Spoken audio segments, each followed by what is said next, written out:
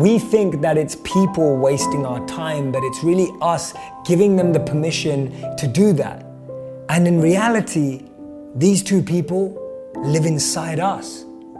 Don't let someone be a priority when all you are to them is an option. Some of us lose the people most important to us because we don't value their time. Some of us don't recognize how important someone is to us until they're gone. Inside all of us are two voices.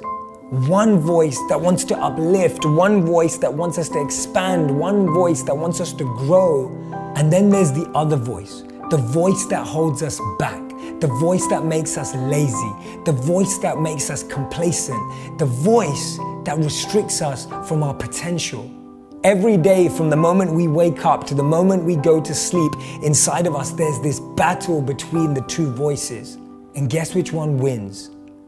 The one that we listen to the most, the one that we feed, the one that we amplify. It is our choice of how we use our time.